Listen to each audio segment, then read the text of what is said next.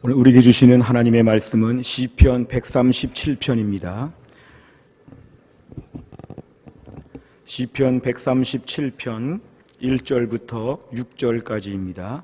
구약성경 903페이지 시편 137편 1절부터 6절까지의 말씀입니다.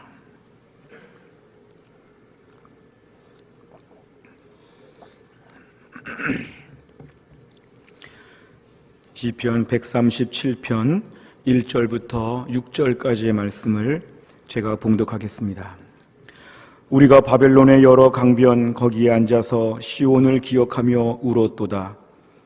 그 중에 버드나무에 우리가 우리의 수금을 걸었나니 이는 우리를 사로잡은 자가 거기서 우리에게 노래를 청하며 우리를 황폐하게 한 자가 기쁨을 청하고 자기들을 위하여 시온의 노래 중 하나를 노래하라 함이로다.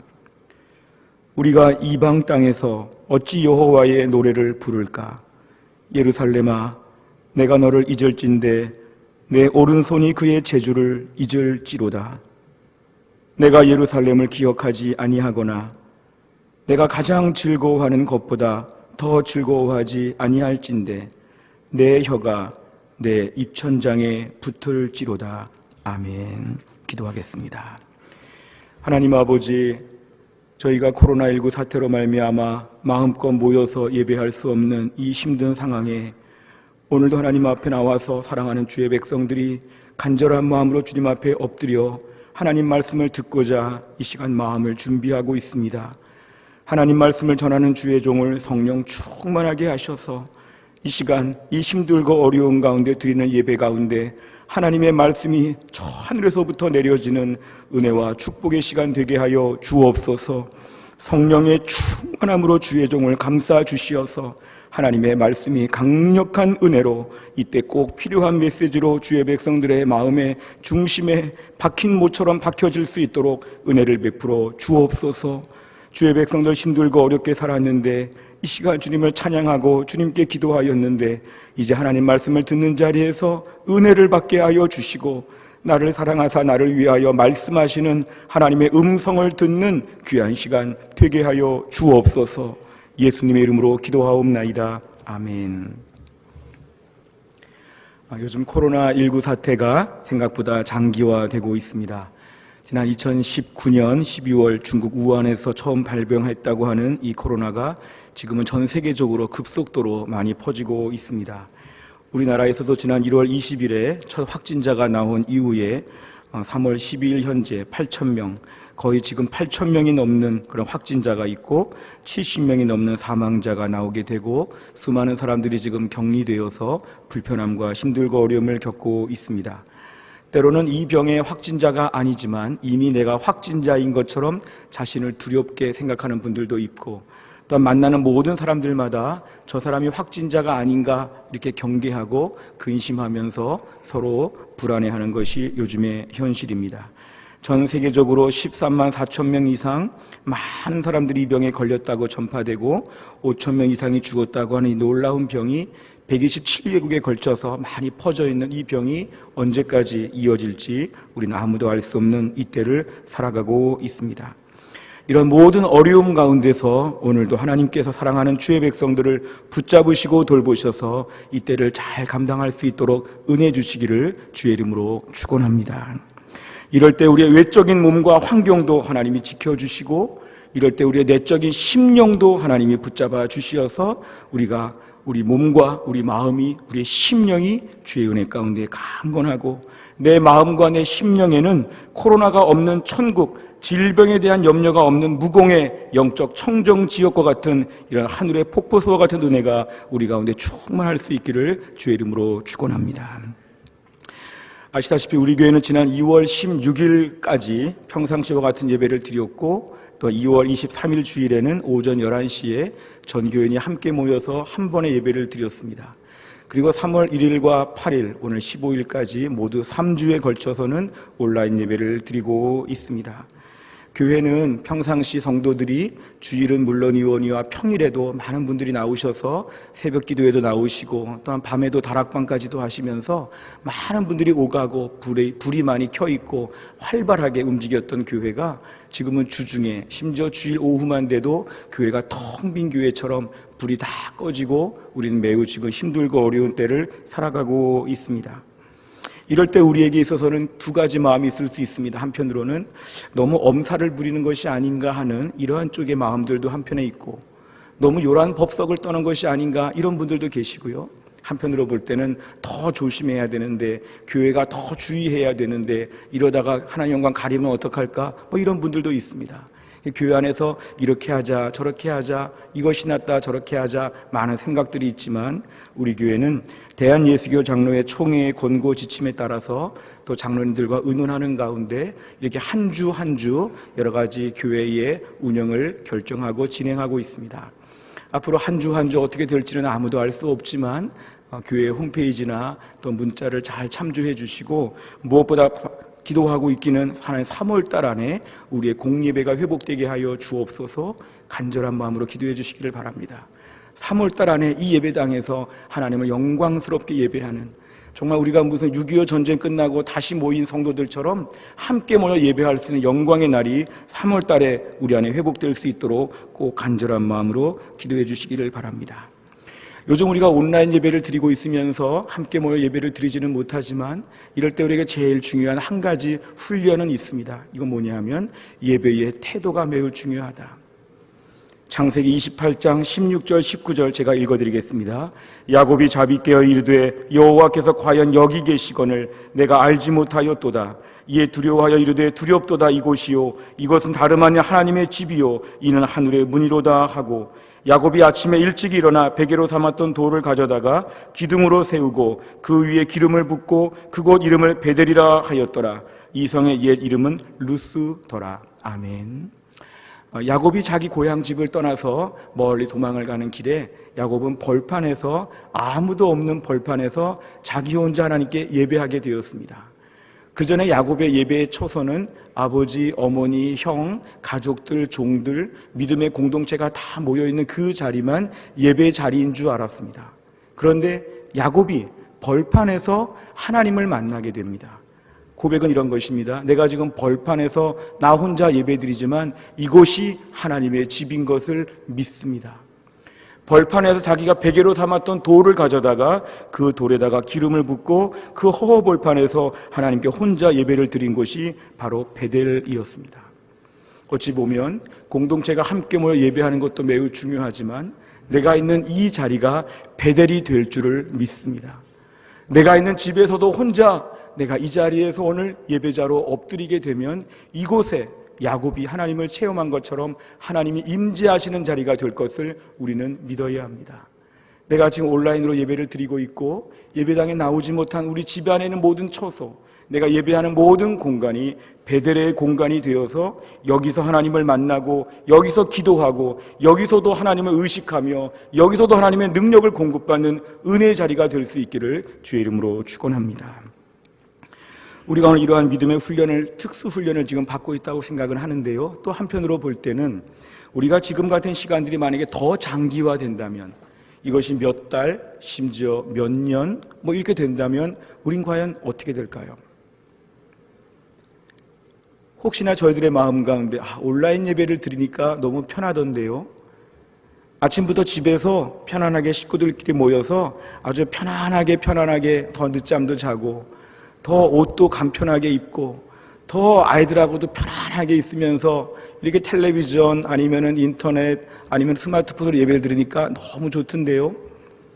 지금처럼 인터넷으로 온라인으로 예배를 드리니까 신앙생활 앞으로 이대로 쭉 해도 나는 더 좋겠어요. 참 신앙생활이 편해요. 편해.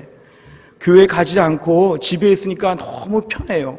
번거로운 게 없으니까 너무 편해요. 일주일 동안 직장생활 너무 힘들었는데 너무 좋아요. 지금 같은 생활이 계속돼도 저는 신앙생활 잘할 것 같아요. 혹시나 이런 마음이 드시는 분이 계십니까? 제가 한 주간 동안, 2주간 동안 전화하면서 대부분의 분들과 통화할 때는 다 이런 얘기였습니다. 어서 교회 가고 싶습니다. 어서 얼굴 보고 싶습니다. 우리 본당에 와서 마음껏 찬양하고 통성으로 기도하고 싶습니다. 우리 사랑하는 장로님들, 권사님들, 집사님들을 어서 만나고 싶습니다. 우리 주일학교 아이들 보고 싶고, 성가대도 하고 싶고, 찬양단도 하고 싶고, 열심히 전도하고 싶고, 교회에서 열심히 하던 거 그립습니다. 어서 교회 가고 싶습니다. 사실은 이런 분들이 대부분이었습니다. 우리가 오늘날 신앙생활 이렇게 하면서 우리가 얼마나 교회를 사모하는지, 얼마나 교회에서 모였을 때를 그리워하는지, 오늘 본문은 우리에게 이러한 때를 비슷하게 보여주고 있는 본문입니다. 이스라엘 백성들은 오늘 본문은 매우 가슴 아픈 역사를 배경으로 하고 있습니다. 하나님께서 이스라엘 백성들을 일찍이 선택하여 주신 것은 이스라엘 백성들만을 위해서 선택하신 것은 결코 아니었습니다. 이스라엘 백성들은 선택된 민족이라고 해서 선민이라고 이렇게 이름이 불려졌지만 자기들만 복을 받도록 하나님은 부르신 것이 결코 아니었습니다. 하나님은 이스라엘을 통해서 전 세계 열방에 하나님을 알게 하시고 하나님 나라 영광을 보여주시려고 이스라엘을 선택하셔서 심부름꾼으로 세우셨는데 이스라엘 백성들은 그 사명을 알지 못했습니다. 하나님이 특별히 이스라엘 백성들을 구별하셔서 하나님 이스라엘 백성들을 애굽에서 가나안 땅에 정착하게 하시고 하나님 많은 축복을 주셨는데 이스라엘 백성들은 그 복을 가지고 어서 전 세계 열방에 하나님을 증거할 생각은 하지 아니하고 자기들이 그 복을 독식하는 줄로 알았습니다. 하나님의 말씀, 하나님의 은혜를 전파해야 되는데 오히려 하나님 알지 못하는 사람들을 짐승처럼 여기고 자기들만 하나님의 사랑을 받는 유일한 자식들인 것처럼 그렇게 이스라엘 백성들은 강팍하게 살았습니다. 그런데 그러면서 자기들이 혼자 하나님을 잘 믿으려고 한 것도 아니었습니다. 그러면서 하나님 말씀을 계속 어기게 되었습니다. 요즘 우리 통독하면서 이제 사사기 넘어왔죠. 사사기에 보면은 이스라엘 백성들은 걸핏하면 범죄합니다. 하나님의 사사들을 부르셔서 살려주시고 도와주시면 또 범죄합니다. 마치 교도소를 들락달락하는 것처럼 한번 바깥에 나왔는데 또 죄를 짓고 또 감옥에 들어가는 것처럼 하나님 말씀 앞에 끊임없는 전과자가 되는 것이 이스라엘 백성들의 역사였습니다.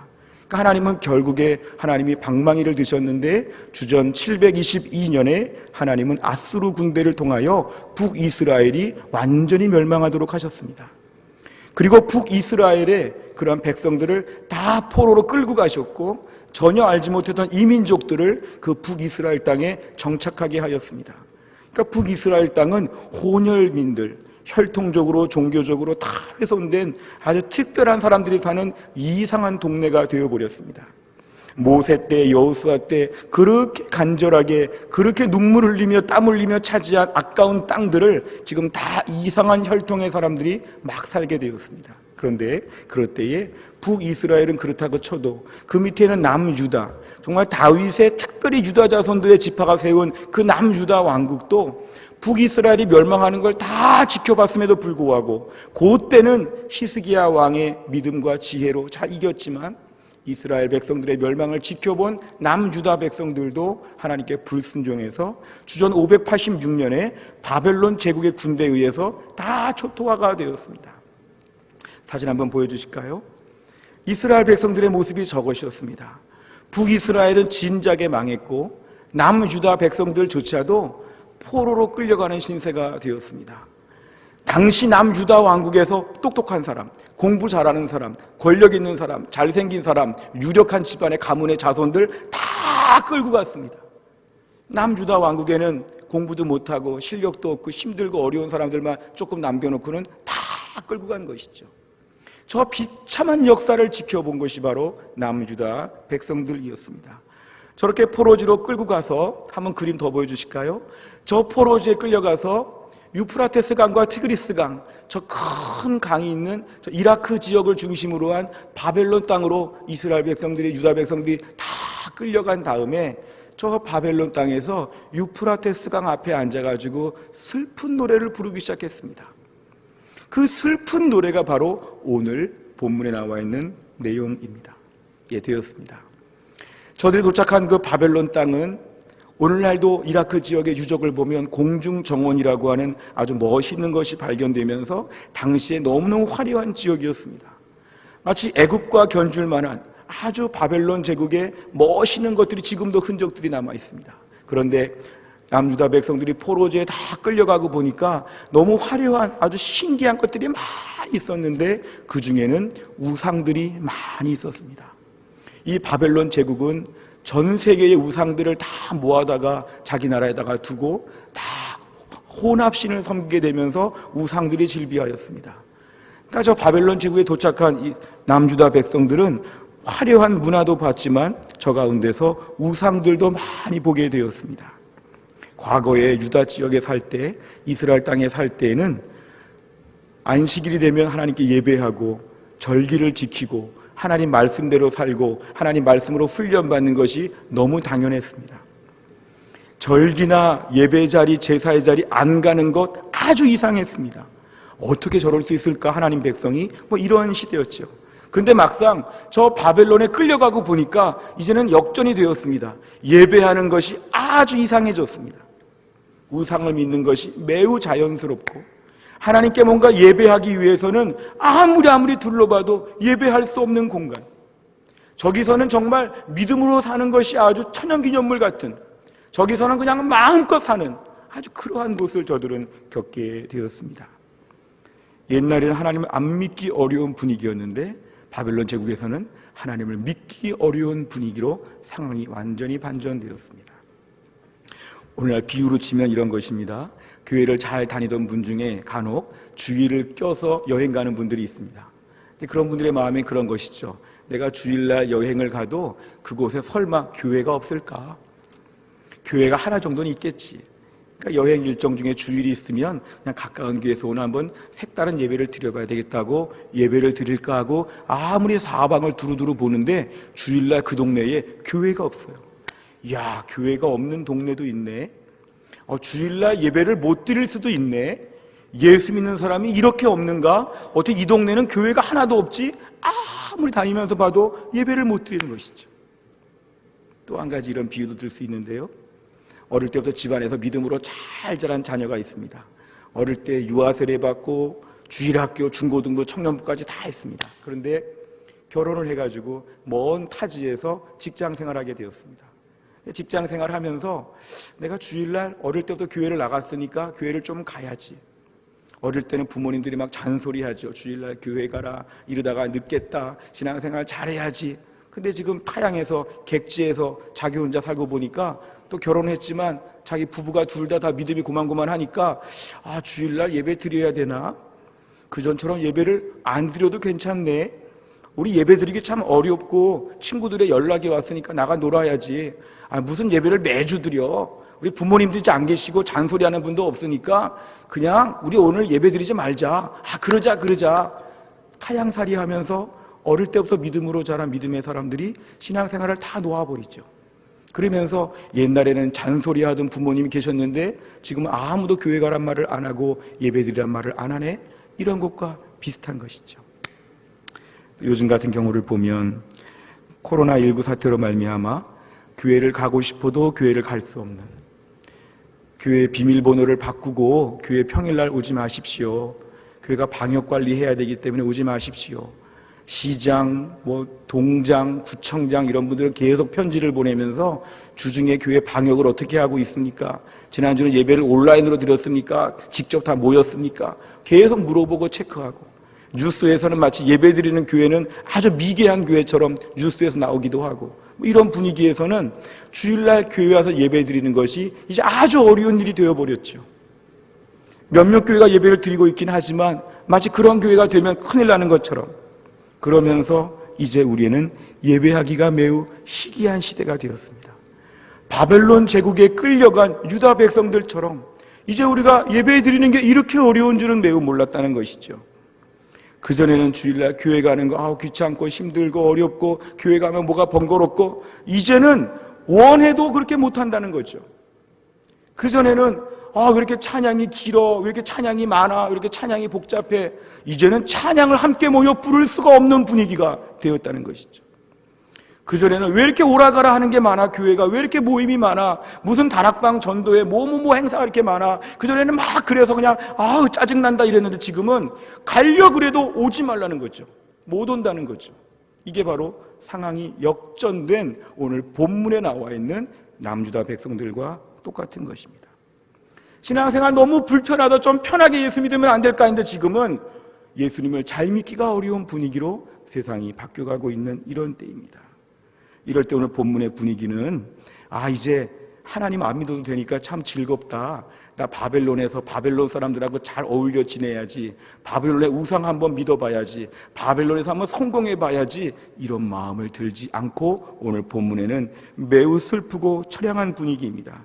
제가 3절 읽어드리겠습니다. 쉬운 성경으로. 이는 우리를 잡아온 자들이 우리에게 노래하라고 시켰기 때문입니다. 그리고 우리를 괴롭히는 자들이 기쁨의 노래를 부르라고 했기 때문입니다. 그들은 말했습니다. 시온의 노래 중 한 곡을 불러봐라. 오늘 유다 백성들이 바벨론에 끌려가고 나니까 바벨론 사람들이 놀리는 것이죠. 니네 그렇게 하나님 잘 믿었다며 나라가 망했어. 니네 그렇게 예배 시간에 찬양들이 많았다며 한번 불러봐. 한번 술자리에서 한번 노래 한번 불러봐. 찬송가 한번 불러봐. 니네 그렇게 노래 잘 부른다며, 니네 그렇게 노래가 많고 악기가 많다며, 뭐 수금, 뭐 하프 같은 거 니네 많다며, 한번 다 해봐. 한번 나를 위해서 한번 해봐. 내가 하나님이야. 니네 하나님이 너를 못 도와줬으니까 나를 좀 믿어봐. 내가 너를 도와줄게. 막 놀리는 거죠. 유다 백성들 다 모아놓고 노래 한번 불러봐라. 노래 한번 불러봐라. 니네 하나님이 도와줄까? 이러면서 빈정대는 것이 오늘 본문의 분위기이기 때문에, 그래서 오늘 본문의 이 시편 저자는 펑펑 우는 것입니다. 오늘 4절에 보니까 쉬운 성경으로 어떻게 우리가 여호와의 노래를 부를 수 있겠습니까? 낯선 땅에서 어떻게 주의 노래를 부를 수 있겠습니까? 이들은 지금 간절하게 절규하고 있는 것입니다. 옛날에 눈물 흘리며 하나님께 찬양했던 곡들을 내가 너희들 앞에서 함부로 부를 수 없다. 내가 비록 바벨론으로 포로로 끌려왔지만 내가 그렇게 우습게 보지 마라. 난 하나님의 백성이다. 나 니네가 시킨다고 다 노래 부르는 거, 나 그런 거 안 한다. 오늘 강력한 본인의 지금 의지를 드러내고 있습니다. 1절과 2절은 이렇게 얘기하죠. 바벨론의 강가에 앉아 우리는 울었습니다. 우리가 시온을 기억하면서 울었습니다. 우리는 버드나무 위에다가 수금, 하프를 걸어놓고 우리는 지금 있습니다. 이게 바로 당시의 시편 저자의 안타까운 마음입니다. 대성통곡하면서 기도하는 것이죠. 우리가 어쩌다가 이렇게 하나님께 믿는 사람 조롱받는 시대를 맞이하여 가지고 이렇게 비참한 꼴을 당하게 되었을까? 바벨론 땅에서 어찌 우리가 이렇게 지금 남들 앞에 놀리고 있을까? 놀림을 당할까? 어서 예배하고 싶습니다. 주여 마음껏 예배할 수 있는 날을 우리에게 허락하여 주시옵소서. 5절과 6절을 보면 오 예루살렘아 내가 너를 잊는다면 내 오른손이 그 재주를 잃게 될 것이다. 내가 너를 기억하지 못한다면, 내가 예루살렘을 생각하지 않는다면, 나의 최고의 기쁨인 예루살렘을 생각하지 않는다면 나의 혀가 나의 입천장에 붙어버릴 것이다. 내 몸에서 한쪽 손을 못 쓰더라도 내 삶에서 혀가 확 붙어버려서 말을 못하죠. 나는 오히려 좋다는 것이죠. 내가 이방 땅에서 아주 능숙한 악기 연주로 내가 이방 사람에서 연주하는 거 차라리 한쪽 팔이 그냥 망가져도 괜찮다. 막 노래를 불러보라고 나의 그냥 혀와 입이 딱 붙어버려가지고 한마디 노래를 못해도라는 차라리 그게 낫다는 것이죠. 내가 너희들 앞에 치욕스럽게 나는 따라할 수 없다는 게 오늘 본문의 매우 단호한 이러한 주장입니다. 오늘 결국 시편 저자는 바벨론에 거주하면서 바벨론 사람이 되기를 거부합니다. 바벨론 스타일로 살기를 거부합니다. 여기서 내가 성공하고 칭찬받고 재미있고 여기서 내가 많은 즐거움을 누리고 오락을 즐기는 거, 이런 거 거부합니다. 비록 예루살렘 성전은 지금 다 무너졌지만 예루살렘을 그리워합니다. 야, 바벨론에 더 좋은 게 많잖아. 그런 말 아무리 들어도 나는 예루살렘이 그립습니다. 지금이 더 편하잖아. 아닙니다. 저는 예루살렘에서 절기 지키면서 예배할 때가 더 좋았습니다. 이렇게 자신의 믿음의 정체성을 분명히 밝히는 것이 오늘 본문의 이야기입니다. 우리가 이스라엘 역사를 좀 크게 보면은요, 이스라엘 백성들은 사실은 그렇게 하나님 믿기를 싫어했습니다. 출애굽기 34장 14절에 보면 하나님은 너는 다른 신에게 절하지 말라. 여호와는 질투라 이름하는 질투의 하나님이니라. 하나님은 질투하신다면서 우리에게 다른 신 믿지 말라고 저렇게 십계명에서 분명히 강조해 주셨죠. 이스라엘 백성들은 저런 말씀을 다 들었음에도 불구하고 이렇게 얘기하죠. 나 하나님 믿는 게 제일 싫어. 하나님 안 믿었으면 좋겠어. 하나님 안 믿었으면 좋겠어. 하나님 믿는 게 제일 싫어. 그러니까 하나님께서 내리신 벌이 뭐냐면, 너 그렇게 나 믿기 싫어하고 너 그렇게 우상 믿기 좋아하면 좋다. 너 앞으로는 나 못 믿을 거야. 너 앞으로는 우상을 억지로 강제로 꾸역꾸역 너 우상만 믿어야 될 거야. 이게 하나님이 경고하신 것이었습니다. 신명기 4장 27절 28절 같이 한번 읽겠습니다. 시작. 여호와께서 너희를 여러 민족 중에 흩으실 것이요 여호와께서 너희를 쫓아 보내실 그 여러 민족 중에 너희의 남은 수가 많지 못할 것이며 너희는 거기서 사람의 손으로 만든 바 보지도 못하며 듣지도 못하며 먹지도 못하며 냄새도 맡지 못하는 목석의 신들을 섬기리라. 아멘. 너희가 이제 앞으로 어딘가로 끌려가가지고 너희가 일부러 목석, 나무로 만들거나 돌로 만든 우상들을 막 섬기게 될 것이다. 지금은 너희가 하나님 막 안 믿으려고 하고 도망가가지고 막 우상 믿으려고 막 다녔는데 이제 앞으로 하나님 믿는 거 스탑, 예배하는 거 스탑, 하나님 말씀 듣는 기회 완전 실종. 너희가 이제는 억지로 우상만 막 믿도록 내가 한번 만들어줄 것이다, 이것이죠. 과거에 우리가 어린아이들을 키우면서 어떤 집에 이런 집이 있었다고 하더라고요. 아이가 벽에다가 낙서하는 거를 너무 좋아하니까 매일 크레파스로 벽에다가 맨날 그림 그리고 낙서하니까 부모가 이런 벌을 줬답니다. 벽 전체를 하얀 도화지로 다 채우고 아이에게 숙제를 주는데 너 하루 종일 이 벽을 다 낙서해야 돼. 빈틈이 요만큼도 없이 다 낙서해야 돼. 그러니까 아이가, 조그만 아기가 하루 종일 지치면서 낙서를 했는데 그 다음날 푹 뜯더니 또 새 하얀 종이를 붙이고 너 다시 한번 다 채워야 돼. 한 며칠 하니까 아이가 다시는 벽에다가 낙서를 하지 않는다고. 그러니까 아이들을 그렇게 이제 나름대로 훈육한다는 것인데요. 비슷한 것이죠. 너 그렇게 하나님 믿기 싫어하고 그렇게 우상 믿기 좋아하면 좋아. 하나님 못 믿게 하고 우상만 억지로 믿도록 내가 만들어 줄게. 너희 앞으로는 하나님 못 믿을 거야. 이렇게 지금 하나님이 경고하시는 내용이 하나님의 말씀이었습니다. 너 그렇게 예배가 싫으냐? 너 그렇게 하나님이 싫으냐? 좋다. 원 없이 예배 드리지 말고 너 원 없이 우상 많이 믿도록 내가 다 해줄게. 이게 바로 하나님의 내리신 심판의 벌이었습니다. 우리가 학교 생활할 때 가장 큰 벌이 있다면 퇴학입니다. 학교 다닐 때 뭐 훈육을 받으면서 정학도 있었고 퇴학도 있었지만 제일 심한 벌은 퇴학이었습니다. 그렇게 학교 가기 싫고 맨날 학교 늦게 가고 애들하고 맨날 싸우고 선생님 말씀 안 듣고 학교에서 맨날 그렇게 하다가 학교에서 어느 날 무슨 죄를 저질러서 너는 이제부터 퇴학이다. 너는 학교에 이제 못 나와.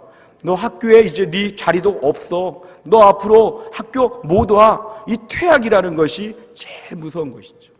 너 그렇게 공부하기 싫어? 너 앞으로 학교 못 나와. 너 그렇게 학교 나오기 싫고 맨날 학교 빠지고 놀러 다니고 너 앞으로 학교 못 나와. 이게 가장 큰 벌이라는 것이죠. 하나님께서는 어떻게 하시냐 하면 하나님께서도 일시적으로 주의 백성들에게 하나님께 나오는 게 얼마나 은혜였는지를 알게 하신다는 것이죠. 예레미야 5장 19절 그들이 만일 이르기를 우리 하나님 여호와께서 어찌하여 이 모든 일을 우리에게 행하셨느냐 하거든 너는 그들에게 이르기를 너희가 여호와를 버리고 너희 땅에서 이방신들을 섬겼은즉 이와 같이 너희 것이 아닌 땅에서 이방인들을 섬기리라 하라. 아멘. 너희가 하나님의 땅에 살면서 신앙생활 잘하고 예배 잘 드리고 하나님 잘 믿는 거를 싫어하고 안 믿는 거를 원하고 너희가 우상을 원하면 너희가 이방 땅에 가가지고 계속 그렇게만 하도록 내가 너희들을 만들 것이다. 하나님의 명령이었습니다. 우리가 신앙생활 생각하면서 때로는 의무라고 생각할 수 있지만 신앙생활은 대부분이 특권인 것을 믿으시기를 바랍니다.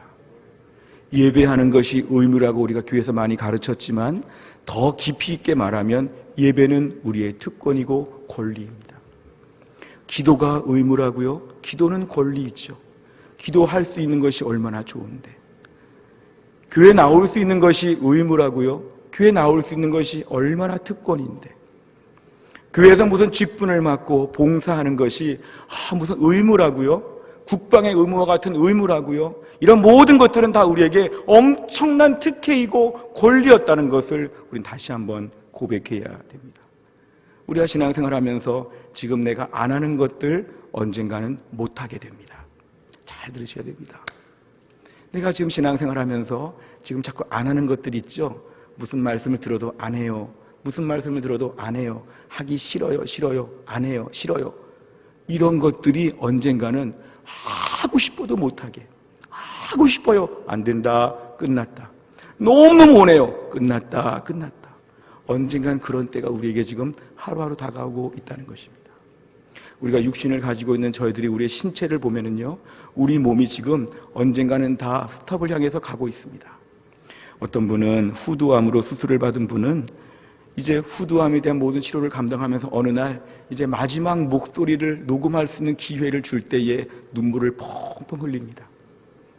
당신은 오늘 이후로 다시는 당신에게서 소리가 나오지 않습니다. 당신이 사랑하는 아내, 사랑하는 아들, 딸, 부모님, 누구누구 말을 못합니다. 당신의 목은 오늘 마지막입니다. 그렇게 우리에게 선고가 되어지게 되면 우리 너무 참담하죠. 그 전에 이 입을 가지고, 이 말을 가지고 누구를 막 욕하고 다니고 흉보고 다니고 쌍소리하고 다니고 거친 말, 불평, 원망하고 다녔는데 어느 날부터 말을 못한다면 이제 이 목소리는 정말 너무 안타까운 것이죠. 이럴 줄 알았으면 좀 누구를 사랑한다. 이럴 줄 알았으면 좀 하나님을 찬양해요. 이럴 줄 알았으면 좀 좋은 말을 많이 할 텐데 어느 날 말을 다 못하게 되는 날이 우리에게 온다는 것이죠. 연세 드신 분들 성경 보시면서 많이 눈이 침침하시죠. 우리가 돋보기도 많이 끼고 하는데요, 성경을 지금 볼 수 있는 눈이 있을 때 성경을 부지런히 봐야 되죠. 어느 순간 성경을 막 보고 싶은데 눈이 안 보여요. 성경 글자가 아무리 커도 이젠 안 보여요. 내 눈이 언젠가는 딱 정점이 있어서 보고 싶은데 못 보는 것이죠. 그럼 하나님 말씀 못 본다. 하나님 말씀 못 본다. 이건 너무 안타까운 일이죠. 성경을 봐라, 성경을 봐라. 싫어요, 싫어요 했는데 아직은 보고 싶어도 눈이 안 보여서 성경을 못 보는 거죠. 우리 교회는 2층에 예배당이 있는데요, 이 예배당까지 걸어오는 튼튼한 다리가 있을 때 언제까지 이 다리가 튼튼할 줄은 우린 장담할 수 없습니다. 연세 드신 분들 중에 90세, 100세가 되셔도 잘 걷는 분이 있지만 어떤 경우에는 70만 돼도 잘 못 걷는 분들이 있죠. 예배당에 올라올 수 있는 것도 특권이죠. 내가 마음껏 올라올 수 있을 때 우리 예배실에 좀 마음껏 올걸, 내가 더 마음껏 예배를 드릴걸, 이것이 우리의 특권이자 나의 권리였는데 그동안에 우리가 활용하지 못했다면 이건 너무도 안타까운 것입니다. 우리가 지금 매우 똑똑하게 생각하고 사리분별하는데 연세 드신 분들 중에 총명을 잃어버리게 되면, 내가 치매에 걸리게 되면 이제는 내 모든 것이 다 사라지게 됩니다. 나는 치매에 안 걸릴 거야, 나는 똑똑할 거야, 이거 장담할 수 없죠. 언젠가는 우리가 한번 딱 멈추게 되면 완전히 끝나버리죠. 그런 날이 오기 전에 주님, 이렇게 총명하고 생각할 수 있고 사리분별이 되어질 때 내가 하나님의 일을 많이 하고 주를 위해 선한 일을 하고 교회에서, 몸된 교회에서 잘 섬기게 하여 주시옵소서. 이게 우리의 다 기도 제목들입니다. 오늘날 저희들의 삶 가운데서 내가 지금 할 수 있는데 안 하는 수많은 것들이 언젠가는 그렇게 하고 싶어도 못하는 것으로 바뀐다는 것을 우리는 분명히 알아야 됩니다. 올 2월 달에 증보판이 나온 책에 20살에 알았더라면 좋았을 것들, 이러한 티나 실리고라는 스탠퍼드 대학 교수의 그런 책이 있습니다. 근데 책 제목 때문에 제가 더 유명하게 보았는데요, 20살에 알았더라면 좋았을 것들, 이런 것입니다. 내가 과거에 좀 알았으면 좋았을 것이 얼마나 많았는지 지나고 나서 보니까 너무 모르는 것이 많았죠. 오늘 말씀 이걸 우리에게 도전하여 줍니다. 네가 지금 할 수 있는 것들이 무엇인지 나중에 못할 때가 오기 전에 당장 해보라는 것입니다. 하나님께서 우리에게 회복의 날을 주시기만 하면 주여 내가 앞으로 더 열심히 주를 섬기겠습니다, 결심해보라는 것입니다. 주여 제가 예배 드릴 수 있는 환경이 갖춰지기만 하면 정말 새벽부터 밤까지 하나님 몸된 교회 안에서 마음껏 찬양하고 예배하고 기도하겠습니다. 하나님, 예배 드릴 수 있는 여건만 되어지면, 다락방 할 수 있는 여건만 되어지면, 교회에서 모든 배우는 기회들, 전도, 선교, 봉사, 구제 기회가 다시 한번 주어지기만 하면 주님, 제가 열심히 하겠습니다. 제가 건강할 때, 힘이 있을 때, 어느 정도 기력이 있을 때 주님, 그 마지막 날이 오기 전까지 우리가 한번 다 써보겠습니다. 이러한 믿음의 결단이 우리에게 충만할 수 있기를 주의 이름으로 축원합니다. 오늘날 저희들은 귀한 것을 몰랐지요. 귀한 것을 몰랐지요. 예배가 이렇게 귀한 거 몰랐지요. 하나님께서 우리에게 은혜를 주시어서 지금 우리가 없을 때 그리워하면서 나중에 기회만 주시면 정말 잘하겠다고 우리는 결심해야 됩니다. 지금처럼 온라인 예배를 드리니까 우리가 훨씬 편하냐고요? 훨씬 집에 있으니까 좋다고요? 온라인 예배 드리니까 정말 신앙생활 편안하고 안락하게 할 수 있다고요? 이것이 지금 정상적인 신앙생활입니까? 이것은 매우 비정상적이고 매우 안타까운 현실이죠. 앞으로 쭉 온라인 예배를 드리는 것은 불가능한 일입니다. 고린도후서 7장 11절에 보면 사도 바울이 이렇게 얘기합니다. 보라, 하나님의 뜻대로 하게 된 이 근심이 너희를 얼마나 간절하게 하며 얼마나 변증하게 하며 얼마나 분하게 하며 얼마나 두렵게 하며 얼마나 사모하게 하며 얼마나 열심히 있게 하며 얼마나 벌하게 하였는가. 너희가 그 일에 대하여 일체 너희 자신의 깨끗함을 나타내었느니라. 아멘. 말씀 보여주세요. 근심하고 어려운 일이 있고 힘들어졌을 때, 정상적인 신앙생활을 못하고 우리들의 마음이 이렇게 어려울 때 어떤 마음이 드냐면 마음이 간절해진다는 것입니다. 간절해지죠. 신앙생활 너무 귀한 것이구나. 때로는 두렵지요. 예배를 더 드려야 되는데 예배 안 드린 게 너무 안타깝고 두렵다. 얼마나 사모하는 마음이 생기는지, 얼마나 예배를 고대하고 사모하는지, 이런 마음들이 우리 안에 계속 생겨나는 것이 바로 뭐냐면은 하나님 믿는 백성들의 자연스러운 증거라는 것입니다. 편하지가 않고 괴롭죠. 그래서 사모하죠. 주님, 하나님의 은혜를 간절하게 지금 사모합니다. 지금처럼 한 3주째 교회 못 나오니까 주님 죽겠습니다. 주님 간절하게 두렵고 사모함으로 주님 내가 더 뜨거운 마음으로 귀한 것을 이제서야 알고 주님 앞에 더욱더 헌신하고 믿음으로 살아보겠습니다 하고 이런 마음들이 막 점점 더 뜨거워지는 것이 바로 요즘에 우리들의 신앙생활이 되어야 한다는 것입니다. 시편 107편 9절에 보면 그가 사모하는 영혼에게 만족을 주시며 줄인 영혼에게 좋은 것으로 채워주심이로다. 아멘. 하나님, 제가 지금 사모하니까 하나님 저에게 만족을 주실 걸 믿습니다. 제가 지금 많이 영적으로 줄여 있는데 좋은 것으로 채워주실 것을 믿습니다. 이러한 고백을 지금 저희가 하나님께 약속을 드려야 되는 그런 시간입니다. 빌립보 3장 8절 상반절에 보니까 모든 것을 해로 여기는 것은 내 주 그리스도 예수를 아는 지식이 가장 고상하기 때문이라. 예수님 아는 거, 예수님에 대하여 배우는 게 정말 최고입니다. 주님, 다시 한번 이런 기회를 우리에게 주시옵소서. 시편 119편 14절 내가 모든 재물을 즐거워함같이 주의 증거들의 도를 즐거워하였나이다. 저 하나님 믿는 거 정말 즐거워해요. 하나님 정말 다시 한번 주님 믿게 해주세요. 기회를 주세요. 내가 하나님 믿는 것처럼 너무 즐거워요. 이러한 즐거움이 우리 안에서 회복되는 시간이 지금이 되어야 한다는 것입니다. 하나님은 어떻게 우리에게 해주실지 우리는 말씀을 통해 알 수 있는데요. 시편 126편 1절과 3절을 보면 주께서 이렇게 우리에게 해주실 것입니다. 같이 읽습니다. 시작. 여호와께서 시온의 포로를 돌려보내실 때에 우리는 꿈꾸는 것 같았도다. 그때에 우리 입에는 웃음이 가득하고 우리 혀에는 찬양이 찼었도다. 그때에 문나라 가운데서 말하기를 여호와께서 그들을 위하여 큰 일을 행하셨다 하였도다. 여호와께서 우리를 위하여 큰 일을 행하셨으니 우리는 기쁘도다. 아멘.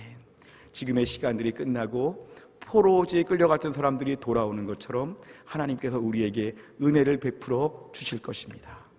지금의 이런 날들이 반드시 갈 것입니다. 그때 우리는 시편 126편의 말씀을 미리 장전하고 준비하고 있어야 됩니다.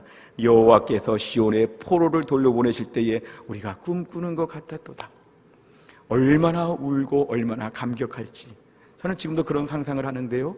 이 코로나 사태가 조금 잠잠해지고 성도들이 본당에 나와서 다 함께 나와서 막 찬양할 때 얼마나 울까, 얼마나 목말라 할까, 얼마나 반가워할까, 얼마나 기뻐할까.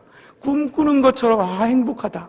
우리가 이런 은혜를 하나님께서 회복하게 하여 주실 것입니다. 지금의 삶을 저희가 통해서 볼 때 하나님 더 꿈꿉니다.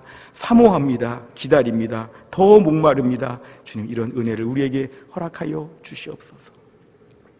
저 과거 청년부를 가르칠 때 이게 보니까요, 어떤 형제가 자매랑 교제를 시작했는데 형제와 자매가 직장 관계 때문에 이렇게 멀리 떨어지게 되었습니다. 그러니까 형제가 걱정을 하는 것이죠. 저 자매 내가 참 좋아하는데 자주 못 보게 되면은 마음이 식어져서 교제가 잘 안 되고 결혼도 안 되고 어렵지 않을까 이런 걱정을 했는데 그 시간을 통해서 어떤 결심을 했냐면 하나님의 뜻을 한번 분별해 보자. 형제와 자매가 지금 물리적으로 떨어져 있는데 자주 보긴 어려운데 그 속에서 점점 더 잊혀지는가, 점점 더 그리워하는가, 점점 더 사랑하는가, 점점 더 무덤해지는가, 이것을 한번 테스트를 해봤는데 그 기간에 마음이 더 뜨거워졌답니다. 나중에 그 멀리 있는 기간에 애달픈 연애를 하다가 나중에 합쳐지게 되었을 때 결혼하고 행복한 가정을 이루었다는 그런 얘기가 있습니다. 우리가 지금 같은 시간은 물리적으로 볼 때 신앙생활과 좀 멀어질 수 있고 교회와 좀 멀어질 수 있는 그런 시간들입니다. 그러나 지금의 시간을 통해서 하나님을 더 깊이 만날 수 있는 은혜가 있기를 주의 이름으로 축원합니다. 오히려 더 사모하는 마음으로 교회를 더 사랑하고 하나님을 더 사랑하고 이렇게 뭔가 묶여있는 시간에 어서 다 풀려질 때 얼마나 감격스러울까, 마음이 더 뜨거워지는 시간이 되게 하실 줄로 믿습니다. 지금의 시간들을 통해서 오히려 바벨론 땅에 사는 것처럼 살지만 오늘도 바벨론 땅에서 예루살렘을 사모하며 함께 모여 영광스러운 예배를 더 그리워하며 값진 예배를 값지게 누릴 수 있고 값지게 우리가 채울 수 있는 이런 귀한 복을 다 받을 수 있기를 주의 이름으로 축원합니다. 무엇보다 우리의 믿음이 다시 한번 바벨론에서 예루살렘을 사모하는 믿음의 사람으로 견고해질 수 있기를 간절히 바랍니다. 기도하겠습니다. 아버지 하나님, 감사합니다. 우리가 마음껏 예배할 수 없는 이 어려운 시간들을 보내면서 저희가 마치 바벨론 땅에 있는 유다 백성들처럼 참담하고 힘든 때를 보내지만 오히려 우리가 예루살렘을 사모하는 이들의 간절한 외침처럼 예배의 자리를 사모하며 은혜의 자리를 사모하며 더욱더 믿음의 사람으로 무장되게 하여 주옵소서. 우리 성도들이 흩어져 있는 가운데 그 자리에서 날마다 이러한 뜨거운 믿음이 더 생겨나며 더 하나님 앞에 철저하게 다시 기회를 주시면 더 철저하게 주님만을 섬기고 믿음으로 살겠다고 다짐하게 하여 주시고, 이 어려움이 끝나고 우리 교회가 더 은혜 가운데 부흥하고 성장하며 한국교회가 더 튼튼해지는 귀한 시간이 되게 하여 주시옵소서. 모든 말씀을 예수님의 이름으로 기도하옵나이다. 아멘.